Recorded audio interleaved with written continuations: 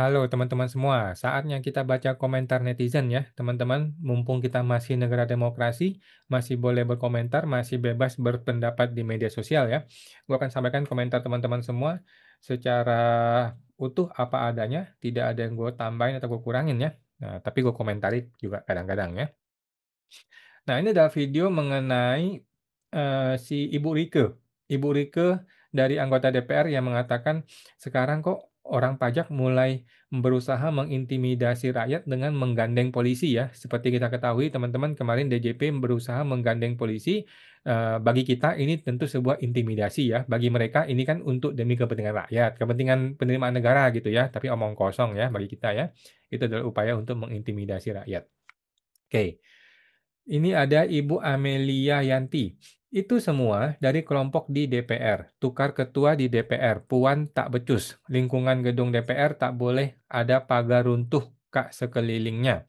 Karena yang punya gedung uang rakyat. Kok takut sama rakyat? Kalian di dalam gedung kan mau rapat masalah rakyat yang menggaji kalian. Kan uang rakyat kok pagar gedung mau ditinggikan, pakai uang rakyat kan, pikir Puan. Kalau gaji kalian dipotong untuk buat pagar sampai ketinggian 1 kilometer mah, ya silahkan katanya. Wih, sadis juga ya Ibu Amelia.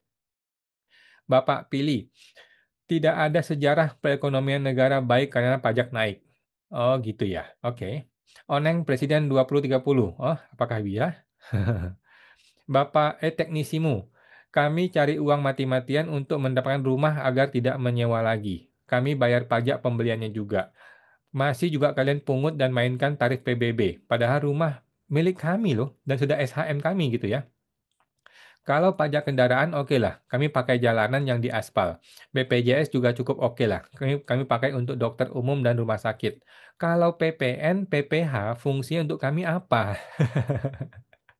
Kalau bilang untuk gaji dan fasilitas pegawai pejabat negara, ini itu kurang etis. Kan ada BUMN, ada BUMD. Oh gitu ya. Oke. Masuk akal. Makanya, negara ini jangan cuma taunya naikin gaji terus, tapi tidak tahu caranya menggandakan penghasilan bukan dari pajak rakyat. Kinerja sedikit kok gaji dan tunjangannya banyak ya. Hapus aja tunjangan kinerja uang kemahalan. Kan sudah ada gaji tuh. Oke, masuk akal. Luar biasa ya. Masyarakat mulai kritis sekarang ini ya. Oke, rakyat pinter Pak sekarang, medsos lengkap ya. Makanya jangan janji-janji kosong, cuma pidato doang. Oke, setuju ya, setuju banget ya.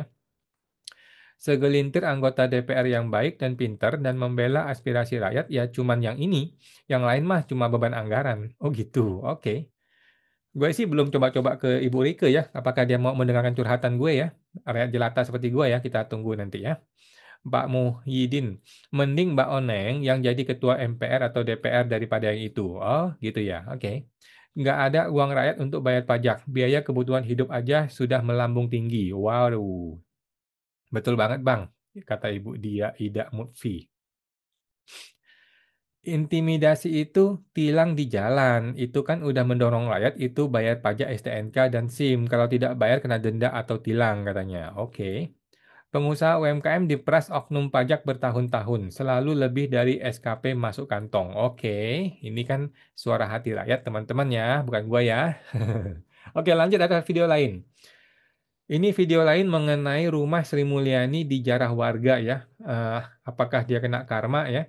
Tetapi teman-teman tetap tidak boleh anarkis teman-teman ya. Jangan anarkis di lingkungan negara demokrasi ini ya. Kasihan dong masyarakat. Masa rumah orang tiba-tiba lu bongkar begitu ya? Tidak boleh teman-teman ya. Tapi gue yakin itu bukan bukan Anda dan saya ya. Bapak Abimael Talar. Saya dengar semua pejabat dan DPR pajaknya ditanggung oleh negara. Kok rakyat harus nanggung pajak? Ya memang sudah nasib lu gitu loh. Memang sudah nasib Anda sebagai rakyat jelata ya. Kalau bukan kita siapa lagi yang bayarin pajaknya anggota DPR ini? Mau siapa lagi? Bapak Don Cuan. Ini pelaksanaan undang-undang perampasan aset koruptor oleh rakyat karena DPR dan pemerintah tidak mau mendengar suara rakyat. Oke, maksudnya penjarahan itu adalah perampasan aset gitu ya. Tentu saja itu tidak masuk akal, salah begitu ya. Tetapi itu hanya plesetan ya bagi masyarakatnya. Jika undang-undang perampasan aset tidak juga segera dibuat, maka undang-undang hukuman mati koruptor oleh rakyat segera disahkan oleh DPR Presiden. Demokrasi sama dengan dari rakyat, oleh rakyat, dan untuk rakyat ya, people power ya.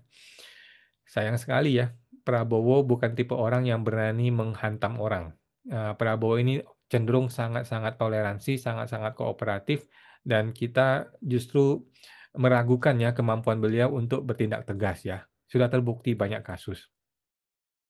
Tujuan demo harusnya konstruktif bukan destruktif. Kalau sudah anarkis atau penjarahan itu jahat apapun alasannya. Betul ya, betul teman-temannya. Tidak ada alasan yang membenarkan untuk tindakan anarkis ya. Bukan siapa-siapa. Uang pensiun seumur hidup buat DPR termasuk salah satu yang membebani anggaran negara. Bayangkan, satu periode 580 orang, berarti ribuan orang yang mesti ditanggung uang pensiunnya. Makanya target pajak tiap tahun pasti naik biarpun kondisi ekonomi lagi lesu. Ya, begitu ya, setuju ya. Memang sekampret itu sih negara kita ini ya. Pengusaha UMKM dijarah terus sama oknum pajak berkedok resmi. Nah, ini yang menyeramkan teman-teman ya, ini yang serem nih. Uang cash lebih dari SKP masuk kantong. Tunggu karmanya itu oknum-oknum pajak. Ya, setuju sih gue.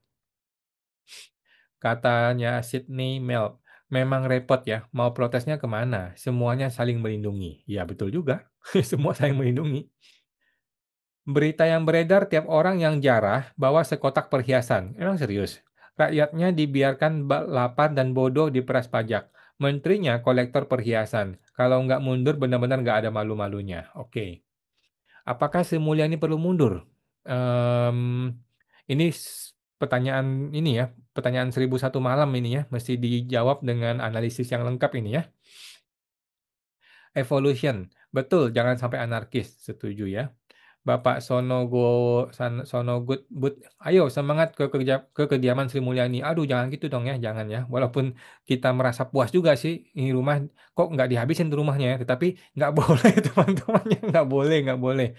Sejahat apapun dia, sepenjahat apapun dia, walaupun dia pemeras, bangsat gitu ya, tetap saja tidak boleh main hakim sendiri. Lu kalau nggak senang dengan Sri Mulyani, lu boleh gugat ke pengadilan kayak gue. Gue menggugat Sri Mulyani saat ini di Pengadilan Jakarta Pusat, ya. Gue menggunakan upaya hukum resmi di pengadilan, bukan dengan cara anarkis, teman-teman, yang tidak boleh ya. Macam-macam pajak mencekik rakyat, oke. Lebih kejam dari VOC. Bu Sri cuma bawahan katanya. Dia pembantu presiden jadi arahan dan keputusan di tangan. Oke. Tangan Sri Mulyani maksudnya. Oke. Gimana gimana? Nggak jelas. Itulah yang dirasakan masyarakat bagaimana anggotamu datang merampas dengan paksa. Sakit kan, Bu? Nah, betul ya, setuju ya. Biar tahu rasa tuh si Bu Sri Mulyani. Sakit kan lu merampas harta orang, merampas harta rakyat ya. Dengan SKP bermiliar-miliar, pemeriksaan pajak tanpa data, pemeriksaan pajak tanpa bukti, tiba-tiba orang dikenakan sekian miliar gitu suruh bayar pajak. Mampus orang ya. Begitu orang mau naik keberatan, plus 30%. Naik banding, plus 30%. Bayar pengacara, mahal lagi. Akhirnya korupsi, orang kasih uang suap lagi untuk damai ya. Memang bangsat sih para oknum-oknum di negeri pajak Konoha ini ya. Cek hartanya sudah lapor SPT belum? Nah, mesti cek dulu nih. Rakyat tidak rela para pejabat mencuri, mereka ingin terlibat. Oke. Enggak juga ya. Jangan jangan gitu dong. Masa masa dia penjahat, lu mau jadi jahat juga kan? Jangan dong. Dia pencuri, ya kita jangan jadi pencuri. Simple ya teman-teman ya. Sepakat kok, tindakan penjarahan adalah salah. Bisa aja kok, walaupun Sri Mulyani orang brengsek, tapi mencuri adalah salah. Setuju teman-temannya, betul ya. Sebrengsek-brengsek apapun, sejahat-jahat apapun, tidak boleh main hakim sendiri ya. Kita masih ingat sejarah membuktikannya. Rakyat itu sudah sering sekali memenggal kepala dari rajanya, dari sultannya, dari bosnya. Rakyat memenggal kepala dari para pimpinan negaranya. Tetapi itu zaman dulu teman-teman, zaman dulu ya, zaman sekarang udah nggak boleh gitu dong ya. Kita masih jadi manusia yang beradab. Masa lu nggak senang terus main fisik? Wah, cilaka dong negara kalau gitu. Kena mental sekarang pastinya. Inilah akibat dari akumulasi arogansi dan sindiran dan intimidasi ke rakyat. Setuju sih gue.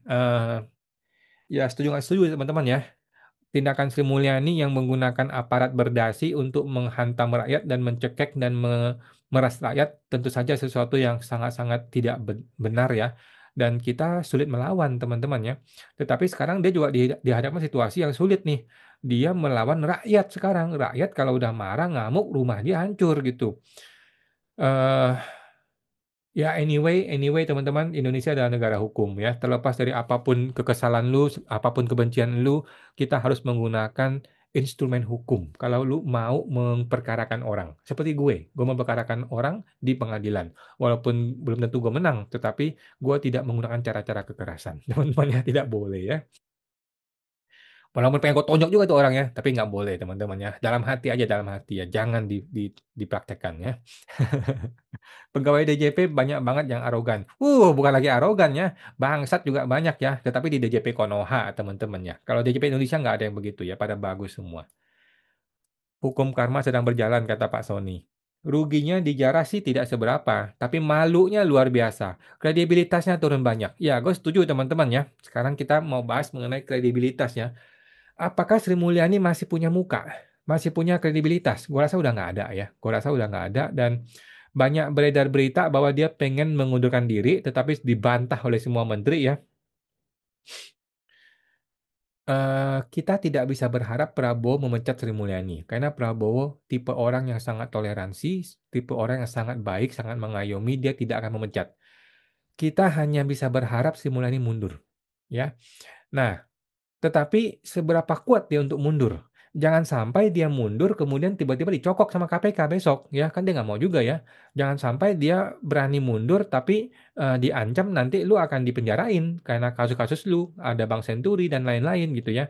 Dia juga mau cari aman dong. Sedangkan Bank Bank Dunia mungkin udah nggak mau juga ngambil dia ya. Nah, kalau menurut gue sih, Sri Mulyani memang sudah saatnya harus berani mengambil keputusan mundur. Kalau menurut gue ya, dia sudah tidak layak menurut gue. Mohon maaf nih ya, eee, akan ada perdebatan kalau dia nggak layak siapa yang mesti gantiin dia. Ini perdebatan tiada akhir. Kalau dia mundur, siapa yang mesti gantiin dia? Saat ini belum ada satu ekonom yang betul-betul dirasa bisa menggantikan posisi Sri Mulyani, kecerdasan otaknya dan sebagainya. Tapi menurut gua, cerdas itu nggak cukup bos, untuk menjadi seorang menteri keuangan. Lu mesti berintegritas, lu mesti transparan, yang mana sudah omong kosong ya teman-teman ya. Di semua kantor pajak itu tidak boleh merekam, di semua kantor pajak tidak boleh transparan. Tentu saja ini dengan sepengetahuan Sri Mulyani ya, dan mungkin dia yang memerintahkan kita tidak tahu ya.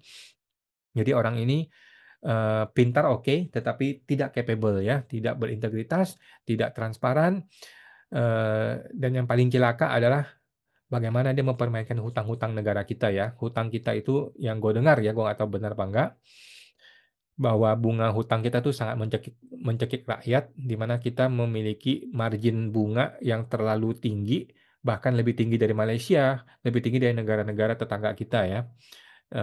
Tentu saja ini permainan elit dong kalau gitu ya, dan yang siapa yang mesti disalahkan, yaitu Sri Mulyani, nggak ada yang lain gitu. Ya sudah saatnya mundur gitu. Pembahasan mengenai siapa yang menggantikan dia nanti aja, lu mundur dulu, Prabowo akan terfreshkan pikirannya, otaknya akan tersegarkan. Oke, lu sudah pasti mundur ya, kita cari orangnya. Begitu dia cari orangnya, akan ketemu orangnya tong. Senang aja, santai aja bos, ya santai ya. Masih ada berapa ratus juta di masyarakat Indonesia ini, masih banyak tenaga ekonom yang bisa menggantikan Sri Mulyani. Itu kepercayaan gue lah ya, setelah gue melihat cara kerja dia, pola kerja dia yang pada nggak beres, gua rasa masih banyak orang yang bisa gantiin dia. Oke teman-teman ya, itu aja. Silakan berkomentar deh, menurut lu Sri Mulyani perlu mundur apa nggak teman-teman? Oke, sampai jumpa, semoga terbantu.